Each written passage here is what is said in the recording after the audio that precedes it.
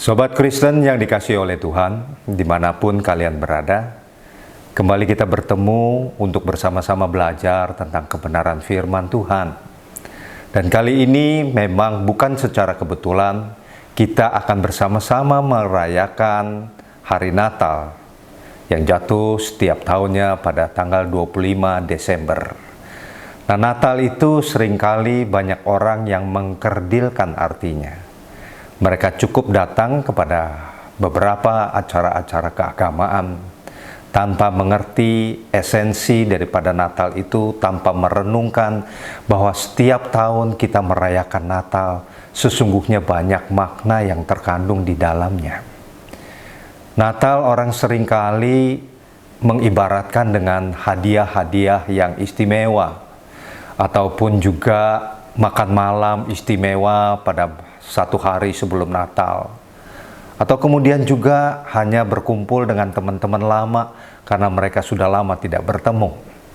Tetapi Natal sesungguhnya adalah bercerita tentang kasih Allah, karena tanpa Natal sungguh manusia semua akan terhilang di dalam dosa.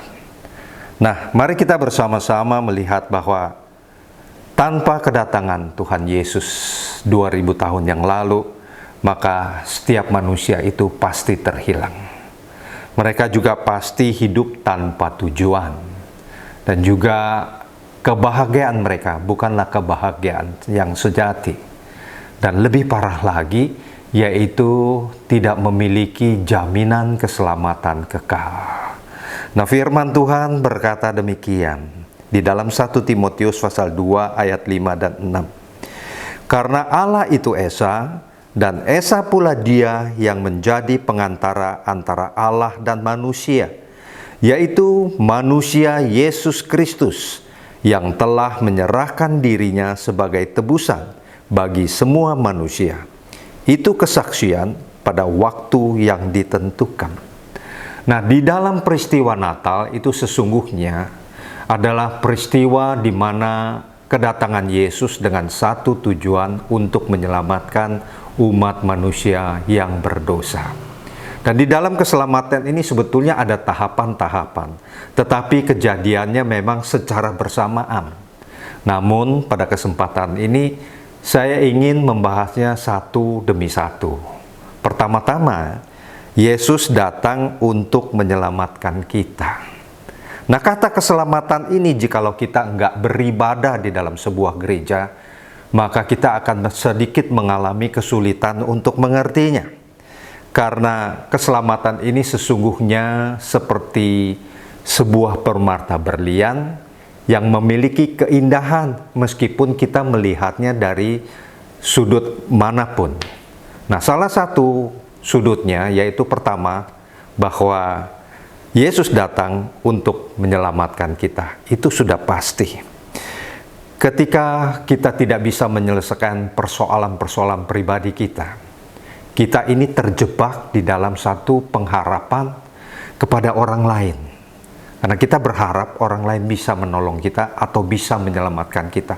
Mungkin ia menyelamatkan untuk sementara. Misalnya contohnya, kita tidak memiliki pekerjaan, kita berharap kepada orang lain untuk bisa memberikan kita pekerjaan.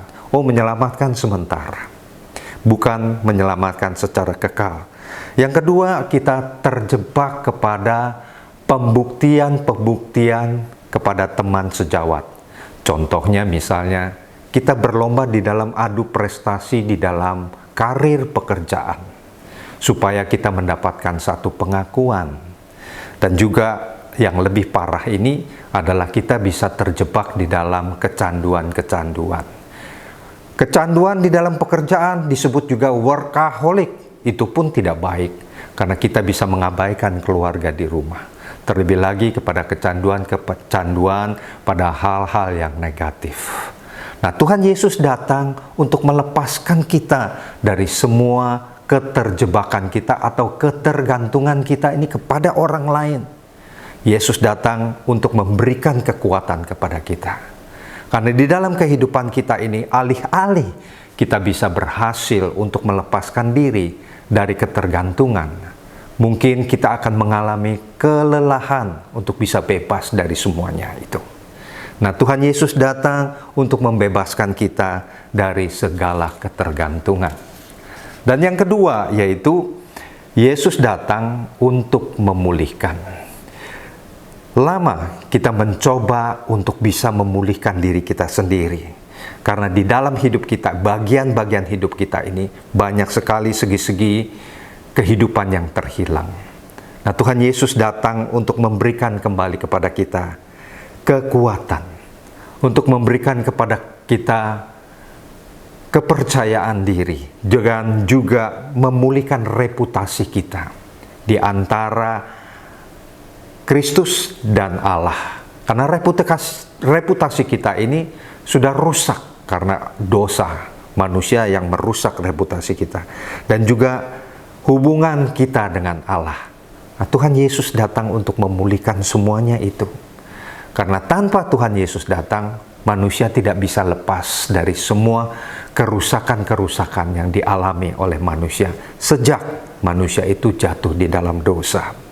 Nah, hanya Tuhan yang mampu memulihkan semuanya itu. Dan yang ketiga, yaitu Yesus datang untuk menghubungkan kita kembali dengan Allah.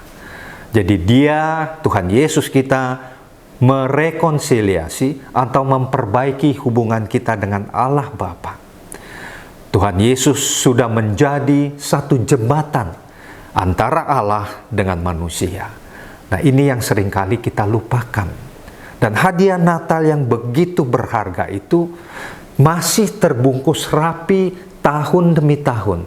Kita tidak pernah membukanya karena kita telah terjebak dalam satu euforia, mungkin acara keagamaan ataupun acara-acara kesukacitaan atau mencari kebahagiaan yang semu.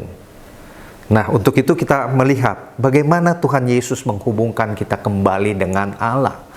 Karena pemberian daripada Tuhan Yesus itu mendatangkan harmonisasi antara Allah dan manusia. Inilah yang disebut oleh kita itu sebetulnya peristiwa Natal. Jadi tiga hal ini sebetulnya berlangsung secara bersamaan. Tetapi kali ini sudah saya jelaskan tadi, kita ingin mencoba untuk mengupasnya satu demi satu. Sehingga kita menyadari bahwa Natal ini sesungguhnya membawa kepada kita satu pengertian yang baru, bahwa kita ini dipulihkan hubungan kita dengan Allah. Sehingga kita bisa menyebut Dia, ya Bapa yang ada di dalam surga. Nah, kita tahu terlalu banyak manusia yang merayakan hari kelahiran Kristus tanpa menerima keselamatan yang diberikannya dengan cuma-cuma. Jadi, harapan saya pada Natal kali ini, kita membuka hadiah atau pemberian yang sangat luar biasa ini. Kita coba untuk mengerti makna kedatangan Tuhan Yesus Kristus itu 2000 tahun yang lalu. Sehingga kita bisa membawa hidup kita sebagai orang Kristen yang sungguh bisa berkenan di hati Tuhan. Untuk itu makanya kita membuka hadiah ini. Sehingga kita tahu inilah pemberian yang paling berharga pada peristiwa Natal ini. Dan peristiwa ini menghubungkan kita kembali dengan Allah. Mari kita memiliki satu hubungan yang baru dengan Tuhan. Dan saya berharap Natal tahun depan kita akan lebih lagi memiliki hubungan yang harmonis di hadapan Allah. Sehingga sebagai orang-orang Kristen kita selalu bisa menyukakan hati Tuhan. Nah, pesan terakhir saya yaitu selamat menikmati hari Natal 25 Desember tahun 2022, dan juga beberapa hari ke depan kita akan menghadapi 1 Januari 2023, satu tahun baru, tahun yang penuh dengan tantangan, tetapi saudara sudah memiliki hubungan yang dipulihkan bersama dengan Tuhan. Amin. Tuhan Yesus memberkati kita sekalian.